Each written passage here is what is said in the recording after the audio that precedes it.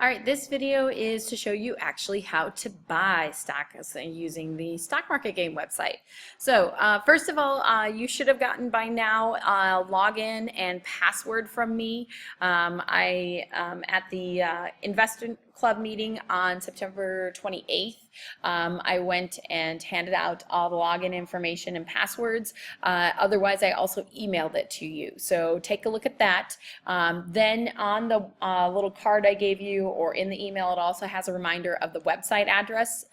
You can always find that on Canvas. So it says Stock Market Game website. I will click on that in a minute. Just a reminder that there are some rules that you do need to be aware of. So I will pull this up just to show you what it looks like. You do all start with $100,000. You can buy $50,000 get $50,000 on margin. Remember what that means. This is that you are basically borrowing money to buy stock. You're using the stock as collateral.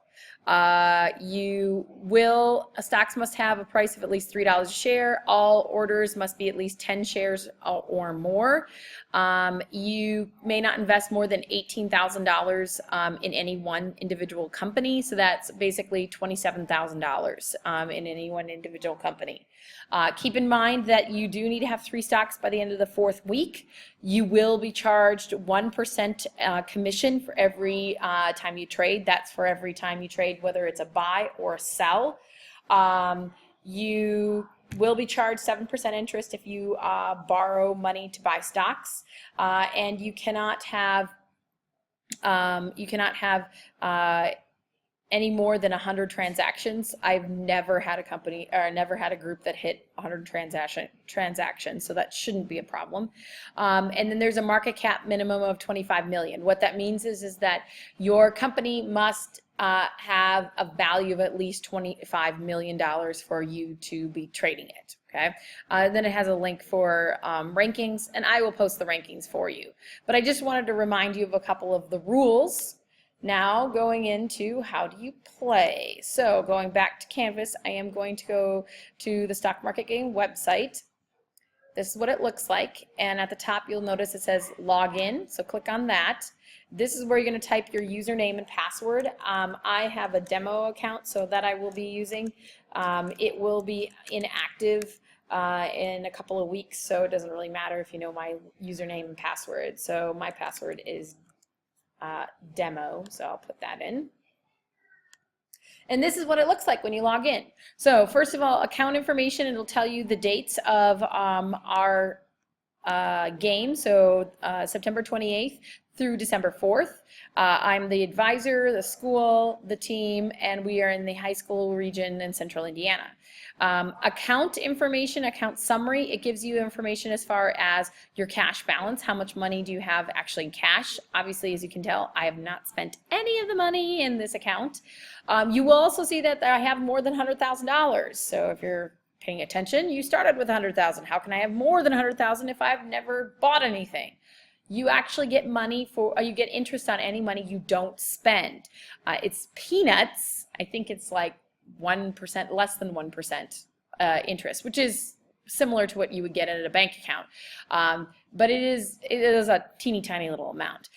This would also tell you the value of any long positions on any of your stocks, mutual funds, treasury bonds, municipal bonds, corporate bonds. I was not aware until I logged in for the first time that you were able to trade bonds. So I'm going to have to add some stuff to Canvas in that regards. But bonds are basically a glorified IOU. If you're talking about a treasury bond, you're basically loaning money to the U.S. Treasury. If you're talking about a municipal bond, you're basically loaning money to a state or a local government. If you're buying a corporate bond, you are loaning money to a corporation. So as you might imagine, some of these are more risky than others. So corporate bonds are for corporations. Could there potentially be a time in the future where they're not able to pay your bond back? Yes, because corporations can fluctuate in value. They could totally tank it and do terribly. Now, the way bonds work is that if a corporation actually does go under and they go bankrupt, they are required to try and pay back their bondholders first before they cover any stockholders. Stockholders are pretty much SOL, okay? But bondholders would get paid potentially, I say potentially, some of their money back, whereas stocks, you don't get anything. But there is a risk involved. Municipal bonds and treasury bonds. Treasury bonds are probably the safest of the ones that you have to be able to buy. Treasury bonds are loans to the U.S. Treasury. There's really not a chance that the U.S. Treasury won't be able to pay you back by the time the bond comes due. Municipal bonds are going to be for state and local governments to fund local projects, like, for example, roads or stadiums or parks, those kinds of things. So there is a slight chance that they might not be able to pay you back, because it depends upon how well they manage their money, because it's a little bit smaller funds and sources of income than, for example, the federal government, but generally they're going to be pretty easy.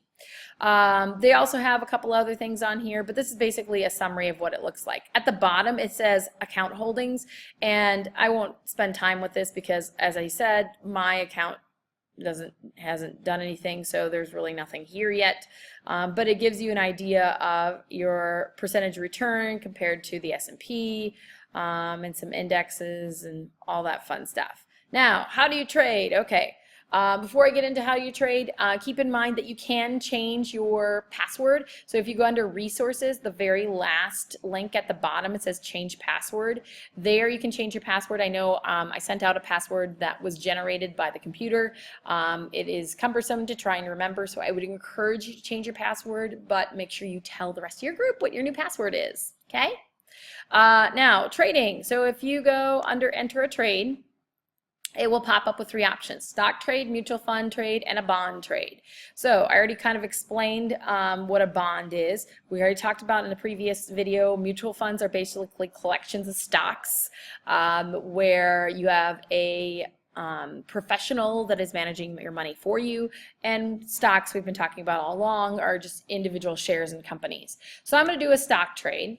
And when I do pull up the stock trade, it will, first of all, tell you block symbols. I would look here only. Most of the symbols that you're going to be looking at is not blocked, but if you're curious, you can look at that. Then you have four options: buy, sell, and short cover. All right, so a buy and sell goes with a long position. This is that old adage of buy low when the price is low, sell when the price is high. Obviously, that's hopefully because you don't know what the stock price is going to do.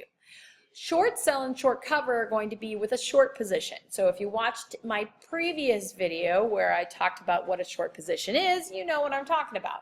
If you didn't, here's a very short synopsis.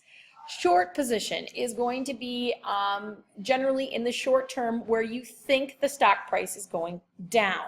Okay, so a short sell is when you start the position. And so what a short sell is going to be where you are going to borrow a stock from somebody who has a long position. You're going to immediately sell it. That's what they call as a short sell.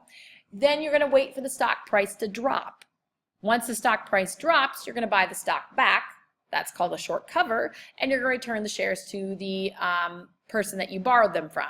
So short sell and short cover, the short sell is the beginning of a short position, short cover is the end of a short position.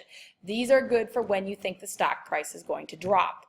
If this sounds very confusing to you, don't do it. If later on you feel like maybe you want to try it, you're not really sure how it works, come see me. I can be able to explain it in more detail. So now that you know what this is, I'm going to do a long position, so I'm going to do a buy. I'm going to say in the previous videos I looked at Apple, so I'm going to buy Apple. So this is going to be where you're looking at the ticker symbol. So if you remember, Apple's ticker symbol is AAPL. Order type, you have two types of orders: market order and a limit order. A market order is they will buy Apple at whatever the current price of Apple is right now. Now, while I am making this video, I don't think you can see my my clock on my computer, but the market is not open currently. So if I buy at a market order when the market is not open, it will buy at whatever the opening price is for that day. Okay, so I am before the market opens on a Tuesday, so when the market opens today at 9 o'clock, it will buy at whatever the price is. If I'm trying to buy tonight at, say, 8 o'clock, it will go and buy whatever the opening price is on Wednesday. Okay, so that's what a market order is. If the market is open, it'll buy whatever the current price is. If it is a limit order, what a limit order will do is that you are telling the computer, I only want to buy the company if it hits a certain price. Okay, so that opens up this limit price box down here. And I would have to put in a price. I played around with this yesterday, and for example, if I wanted to say, I only want to buy Apple if it hits $113 a share. It's trading right around 114 right now. But let's say I want to wait until it hits 113. I would put in 113 point whatever, however many cents. So I'm going to put in 00, and that would be my limit price. You don't have to put in a dollar sign, but you do have to put in a decimal with however much change you want. Okay. Now the way a limit order works is that it will wait and watch the price of Apple all day today, just today. So if the price of Apple hits $113 a share, it will buy however many shares that I put in this number of shares box here. However, if it does not hit $113 a share, it will kick it out of the system and it will be like it never happened. Okay. Now in real life, you can do a limit order, and you can actually have it go longer than a day. I'm not sure, it depends upon the company that you go through as far as how long the limit order lasts.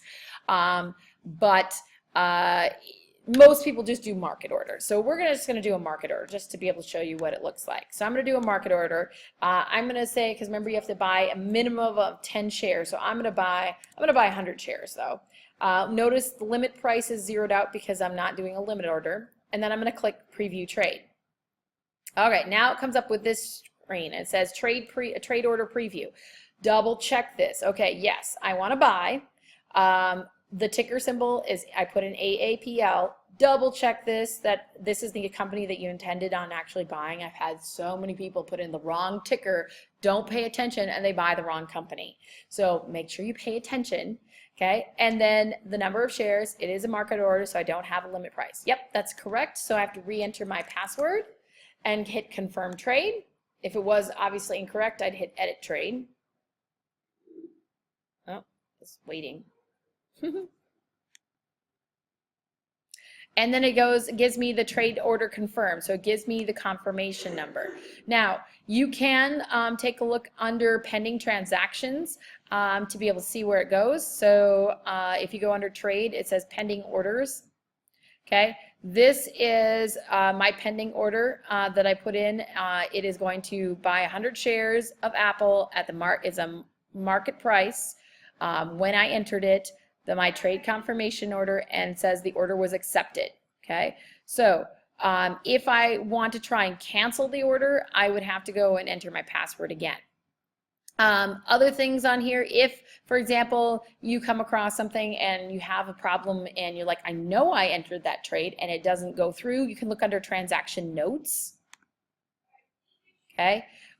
This was yesterday. I tried to buy Apple and I did actually a limit price with the investment club. So I said that I was going to buy 200 shares, but only if it hit $113 a share. And this was the confirmation, but it says the order was rejected because the limit price was outside the range. So in other words, Apple never hit $113 a share, so it never bought it for me. Okay, so if you're ever questioning why did it not go through, check transaction notes.